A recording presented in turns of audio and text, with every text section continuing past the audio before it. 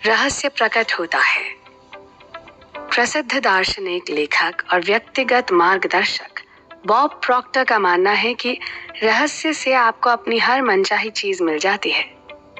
फिर आपकी वो मुराद खुशी, सेहत या दौलत कुछ भी क्यों ना हो, आप जो चाहे पा सकते हैं, बन सकते हैं या कर सकते हैं।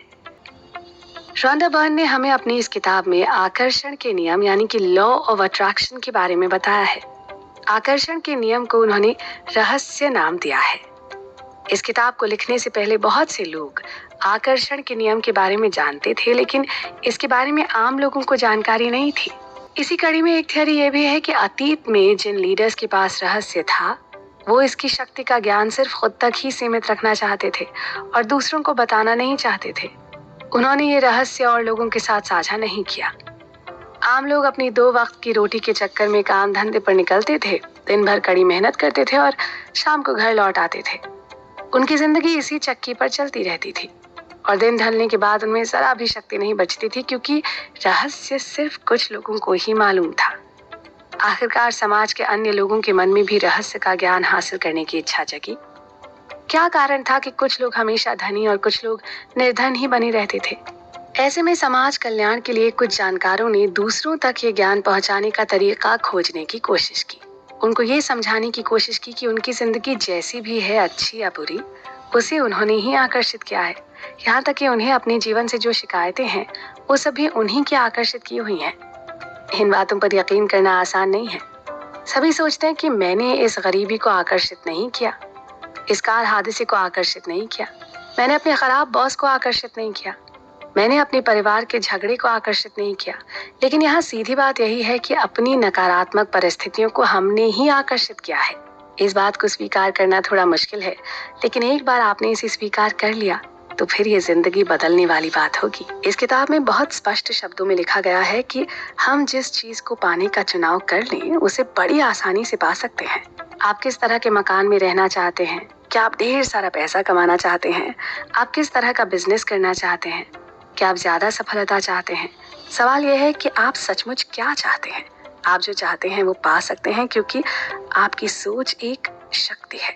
दुनिया के कितने ही महान शिक्षक इस बात से सहमत हैं कि आकर्षण का नियम दुनिया का सबसे शक्तिशाली नियम है।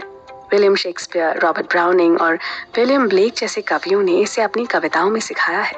बीथोवन ने इसे अपने संगीत में व्यक्त किया है। सुकरात, प्लेटो, न्यूटन जैसे कितने ही नामचीन लेखकों ने इसे अपनी लेखनी और दर्शन में उजागर किया है।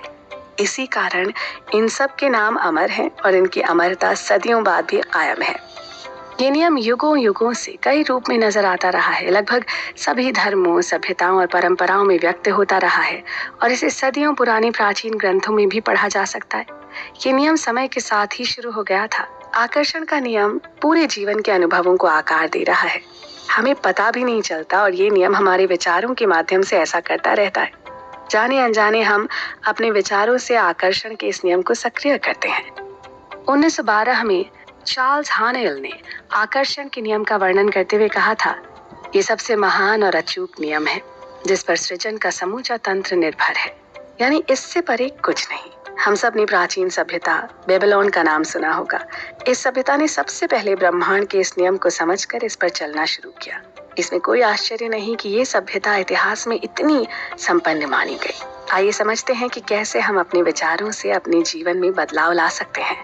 हमारे विचारों की एक फ्रीक्वेंसी होती है और जब भी आप अपने मन में कोई विचार सोचते हैं ना, तो वो एक सिग्नल की तरह सृष्टि में जाता है और आकर्षण के नियम से उसी फ्रीक्वेंसी और परिस्थितियों को हमारे जीवन में आकर्षित करता है।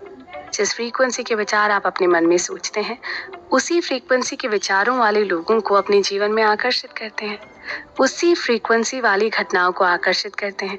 आपको अपने जीवन में उसी फ्रीक्वेंसी की परिस्थितियां और परिणाम मिलते हैं। इसका अर्थ ये हुआ कि जैसा हम सोचेंगे वैसा ही पाएंगे, क्योंकि सोच के रूप में हम उसे पाने की ही आशा कर रहे हैं। अगर समृद्धि के विचार सोचेंगे तो समृद्धि को जीवन में आकर्षित करेंगे। अगर किसी पुराने दोस्त के बारे में सोचेंगे तो उसे अपने जीवन में आकर्षित करेंगे। ठीक उसी तरह किसी खास किताब के बारे में सोचेंगे तो उसे आकर्षित करेंगे।